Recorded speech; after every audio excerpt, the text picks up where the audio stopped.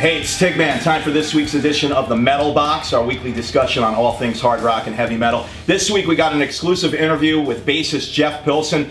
Jeff Pilson, of course, back in the day with 80s metal band Dokken. Huge Dokken fan growing up in the 80s. And for the past 13 years, he's been the bassist for Foreigner. And Foreigner is celebrating their 40th anniversary. They've got a new collection out on CD, and they're on tour on their 40th anniversary tour. It's going to hit SPAC this coming Tuesday, July 18th. We talked about a bunch of topics, including Dokken and everything going on with Foreigner. Check out the interview right here. We got Jeff Pilson, bassist for Foreigner, on the line with us. Great to talk with you, Jeff. We're excited about you guys coming to upstate New York and SPAC on Tuesday, July 18th. Me too. Me too. Great to be here and really looking forward to the show. 40th anniversary for Foreigner. I know. You know what's great is that Cheap Trick was on the road with Foreigner just about 40 years ago, so it's great having them open. And, you know, of course, Jason Bonham, who opens the show, he was in Foreigner from 2004 to 2008. It's like it all comes full circle, right? So it's a big family reunion. That's awesome. Obviously, you've been with the band for about, I think, 13 years. You've been with Foreigner so far, and I've seen you at least half a dozen times with the band. Great energy you bring to the band. When I heard Jeff Pilson from Dokken was joining Foreigner, I said, "Oh, this is awesome."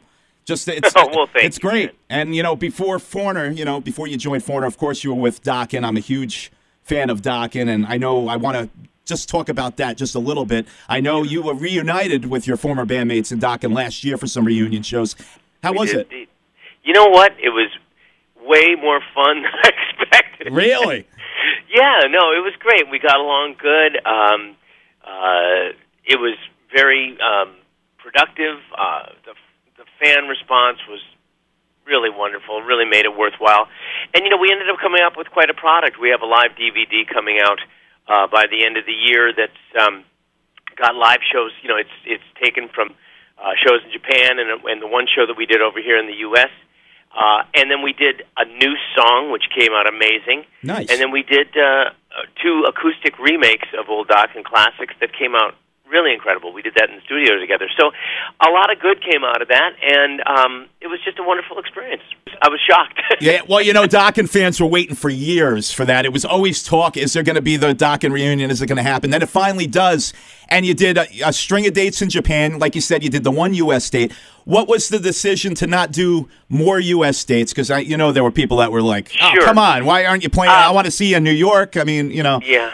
Well, it was down to time, really. Yeah. This Foreigner gig is very full time for me. So sure. It's really hard to it's just to make the time for it is because it's a commitment when Dokken has to do something. Well in advance, I knew that I was going to have the 3 weeks that we had off with Foreigner, and so Japan had asked us if we could come over. So when they found out that I had that particular time, they actually got a copy of the Foreigner schedule and built the schedule around that. Oh, wow. So, it was impossible to say no, and we wanted to do it anyways, and the fact that the Japanese promoter made it so easy for us, it all just fell together. So, it would have to be a confluence of a lot of events to make it happen again, because things are so tricky with time. But, sure. We'll see. At least what we did was great, and we had a good time, and that was a big step for us. Well, we look forward to the DVD and checking out that new track for sure. That should be really cool. Also wanted to ask you quick about playing with Ronnie James Dio. We just passed what would have been his 75th birthday, the legendary metal singer. And, of course, everybody misses Ronnie. Is it true? Was he like one of the nicest guys in the industry? Yeah, that's very true. He was a very, very dear friend. And there's very rarely a day that goes by that I don't think of him at some point. Still have dreams about him and stuff. He was just a wonderful. Yes, he was probably one of the greatest metal singers ever. Mm-hmm. Yes, he was a great songwriter and great musician and a great band leader and all that kind of stuff. But he was also just this amazing human being, and I really miss that. It's hard to believe. It's still hard to believe he's gone, even though it's been 7 years. Right. Right, and we still have his music, though. We're still cranking the music whenever possible. Just a great body of music he had with his solo, with the Sabbath, and with Rainbow and stuff. Just great stuff. So that must have been cool to be a part of, perform with him. It was a very, very wonderful experience in my life that I will always treasure and never never lose sight of because it was great. Awesome. Well, let's talk about Foreigner. Of course, you said it. This is basically a full-time gig for you. These guys are always touring, and you're a huge part of the band now. I love Kelly Hansen on vocals. Oh, yeah. I mean, he's just an amazing singer. And I like how, with the 40th anniversary, that Mick and everybody has invited former members like Lou Gramm and the other guys to come back for certain shows if they'd like to and perform. Great. I think it's awesome. I mean, what better way to celebrate that body of music over 40 years than to bring them guys back? 'Cause, God, those guys were really important parts of it. Absolutely. And they're wonderful guys. I mean, I have so much respect and a lot of love for the old band. And they're just great people and great musicians, and they accomplished something pretty damn amazing. And those records are so special. They are.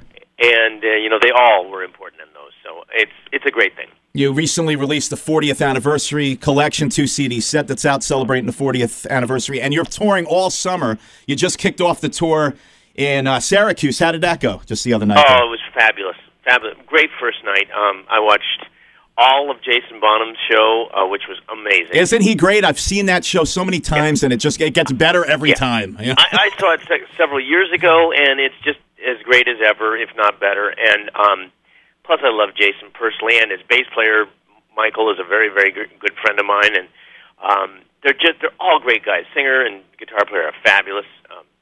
They're a great bunch of people. It's a great way to open the show. I mean, how can you go wrong with 50 minutes of Led Zeppelin? You can't. you really can't. And then you get Cheap Trick after that. And then you get Cheap Trick, who are. I watched as much of them as I could before I had to go change and everything. But my God, they're a great band. Yep. I awesome. mean, I love the fact that we got these great bands. It kicks you in the ass, man. Yeah. It's a great thing. It's what makes an event special and magical. And, Cheap Trick are as good as you get. Yeah. I mean, they really are. They're just, between the songs, the energy, Robin's voice. Unbelievable. Yeah, and Rick Nielsen's guitar sound. Yeah. Oh, yeah. Wow. And, of course, I'm a huge fan of Tom Peterson with his 12-string bass, which is amazing. Exactly. So, I mean, it's for us, it's such a wonderful, wonderful night. And anyway, so just having fun with that, man, and then we got to go out for 90 minutes and rock the place, and it just doesn't get any better than that. It's great that the band, 40 years, and you could still go out and pack amphitheaters in the summertime it's and everywhere amazing, you play. Isn't it? It really is. It's a testament to Mick Jones's music, is what it is. No question. Those songs have held up well. The recordings held up well, and those songs resonated with people, and that's the ultimate. When you're an artist, that's what you shoot for. So it's a pretty magical experience. And Mick's got his book on sale, which is pretty cool. And God, is that ever interesting? Yeah, I want to read that. That's the next autobiography I want to pick up for sure. Yes. I mean, that looks like a great read. Oh, he's got such a. I mean, I've probably heard a lot of the stories along the way, but my God, what an interesting life he's had. Didn't he learn some guitar work from Jimi Hendrix? Is that true? That is exactly true. He learned how to play the intro to Hey Joe from Jimi Hendrix on a little tour bus that they were sharing because Jimmy was opening up for a band that Mick was in at the time, and they would all travel in a little bus. And I'm not talking about fancy tour buses like today. I'm talking about something that looks a lot like a school bus. Yeah. And there's Mick and Jimmy sitting in the little seats, and Mick is like, "Oh wow, I love the intro to that new song of yours. Can you show me how you do it?" Oh, no problem, Mick. Here you go. Oh man, how many people could say they got the word? Oh my God! I'll tell you another Mick Jones story. Yeah. It's so ridiculously cool that I love it. He was in the room at the Olympia or at the George V Hotel in Paris. Okay. The night that they received the telegram from Brian Epstein saying that I Want to Hold Your Hand had gone to #1 in America. Oh my God! Wow. He was in the band that was opening for them at the Olympia Theater in Paris. He was playing with an artist called Sylvie Vartan, who was quite a huge French artist. And, still around, actually. But anyway, and he was in the band, and he had befriended the Beatles because they overheard him talking. They go, "Oh, wow, an Englishman." So they said, "Yeah, come on, you got to come drink with us and everything." So he had been hanging around with them the last couple of weeks. It was a 2 or 3 week run that the Beatles were on. Okay. And So he happened to be up drinking and partying with them in the hotel room when they got the telegram. That is How unreal. amazing is that? I have to read this book. I mean, if that's probably just a couple of snippets of what Mick's experienced throughout his career. His life is so interesting. It's great. All right, well, we'll pick that up. Look at you, Jeff, pushing Mick's book for him. I mean, I'm sold. I'm buying it. I'm buying it.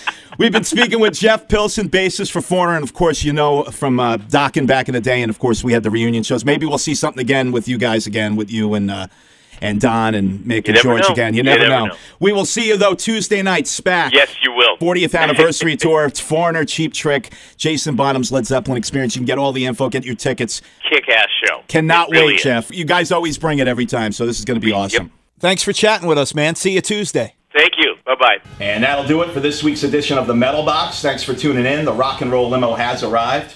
We'll see you next week.